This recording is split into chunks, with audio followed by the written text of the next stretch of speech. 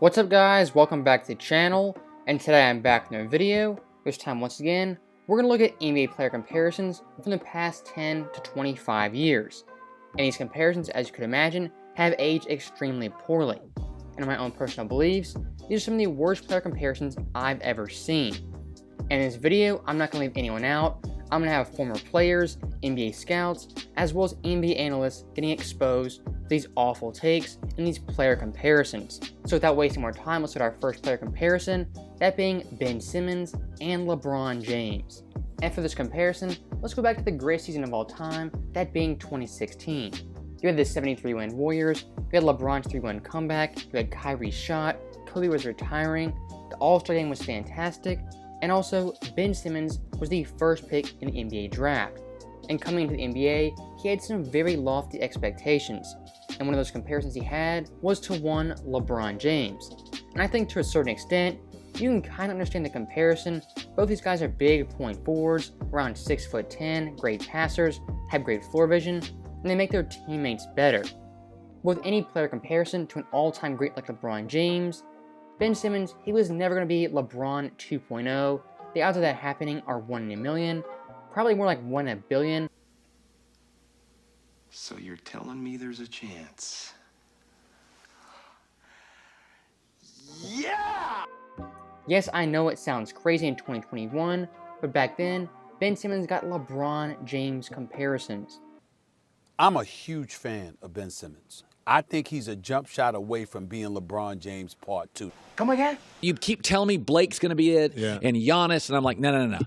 But I got to tell you, I think Ben Simmons is going to be number 9. Am I nuts? Say it again to my face. I would take the kid at LSU. This kid is better than advertised. This kid is going to be the next LeBron. Did you see the numbers he put up last night? I think I can smell shite. Yes, I can definitely smell shite. Same thing with LeBron James. You know, all these superstars can be in the room, but LeBron walks in, you feel something. You know, your hair stands up. It's just, you know that feeling? Yeah. Ben Simmons has that. Everyone in this room is now dumber for having listened to it. I award you no points, and may God have mercy on your soul. So even back then, the Ben Simmons-LeBron James comparisons, they were pretty outrageous, and 5 years later, they're even worse. And the primary reason they're so bad is Ben Simmons, as a player, has kind of plateaued in the past 2 to 3 years. And really since 2018, the only thing he's gotten drastically better at is playing defense. He's turned himself into one of the premier defenders in the NBA, give him credit for that. But offensively, he's plateaued, and some would even argue he's gotten worse on that end. And of course, the big thing with Ben Simmons is his jump shot and his three-point shooting. In the past 4 years, he's taken a total of 35 three-pointers, shooting 14% on those shots. That is simply unacceptable for a starting all-star caliber point guard.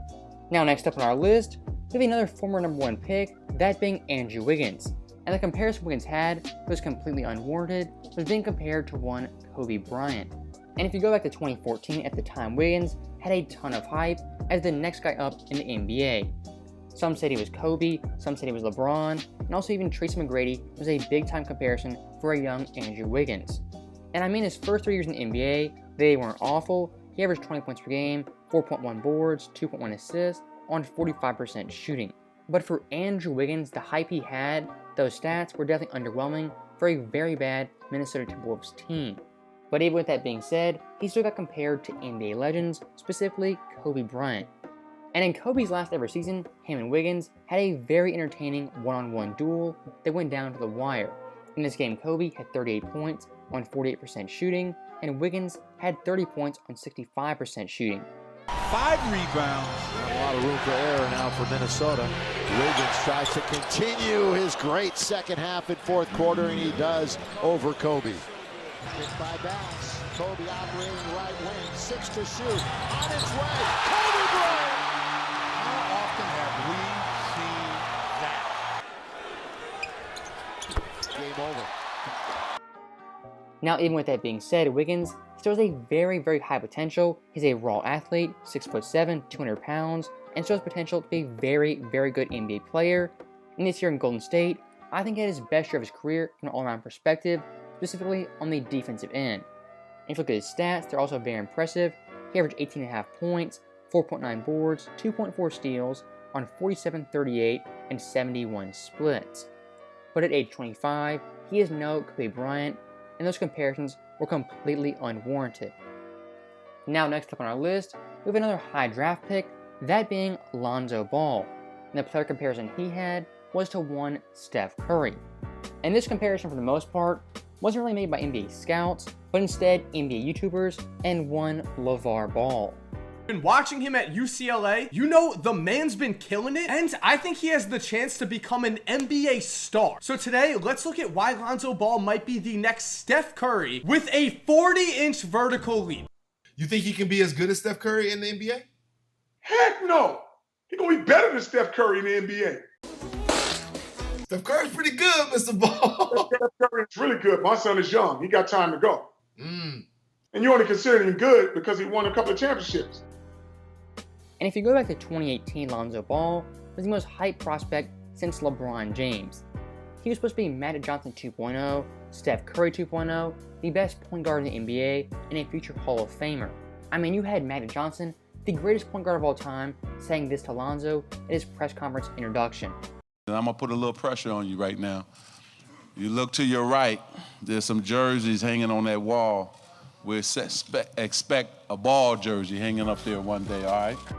And the pressure Lonzo had from the media, as well as fans, and even from LeVar to an extent, was simply insane off the charts and completely unfair to him. And if you were being rational back in 2018, I think the best case scenario for Lonzo is a better Jason Kidd, which is a very, very high caliber all-star player.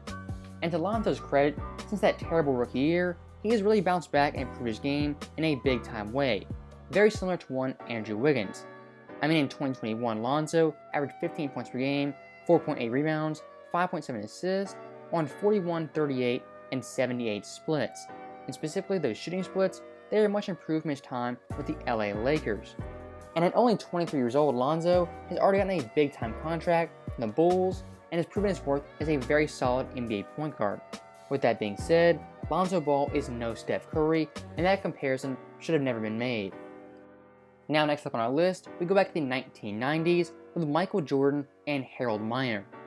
And this comparison is infamous in NBA history, as Harold Miner was dubbed Baby Jordan coming out of college. And looking back on this today, that is an outrageous comparison, but back then it was somewhat reasonable, as in college Harold Miner was an absolute beast, averaging 24 points per game, 5.4 boards, and 1.8 assists. And he was a dominant college player, playing 3 years just like Jordan, and being relatively the same size at 6'6" and 210 pounds. And when it came to the NBA draft, he was taken 12th overall by the Miami Heat. And really since day one in the NBA, he was constantly compared to Jordan, mainly because of his high-flying ability and his flashy dunks. You can see how high he jumps. He clutches, he gives a little Michael Jordan between his legs, hangs on the rim. You can't do that. And a 49. And in 1992, when Baby Jordan finally met Michael Jordan, it was a pretty ugly scene, as in their first ever meeting, Jordan had 39 points on 50% shooting. Harold Miner had 10 points on 35% shooting. And when it comes to Harold Miner's career, it was a very short stint in the NBA, only lasting 4 years. And his best year in the league was 94, where he averaged 10.5 points per game. And I think that right there goes to show you guys that comparing someone to Jordan 99% of the time is an awful thing to do, not only for Jordan, but also for that player.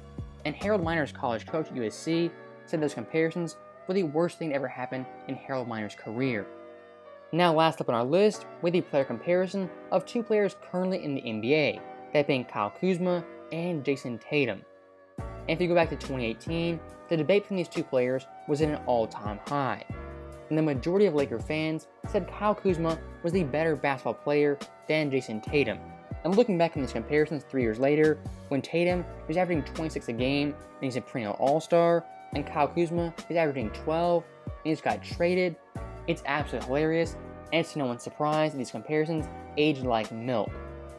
And back in 2018 when Kuzma was seen as a good NBA player, I never once thought he was better than Tatum for a couple of reasons. Tatum as a rookie was playing with Kyrie Irving, Jaylen Brown, Marcus Morris, Al Horford, Terry Rozier, and Marcus Smart. all those guys took over 9 shots per game, and Tatum was playing in a really team-oriented offense. And that Boston team won 55 games, one of the top teams in the NBA. Compared to Kuzma's Lakers, who had no All-Stars, he was able to take 13.5 shots per game, the most on their team. And that once again shows stats without context are virtually meaningless. And it's also pretty hilarious Kyle Kuzma still has himself on the same pedestal as a Jason Tatum, a perennial All-Star.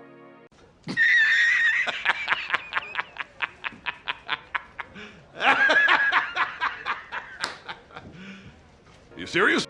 So that right there was the end of the video, and that was 5 player comparisons that should have never been made. As always, thank you guys for watching, hope you enjoyed it. I'll see you guys next time.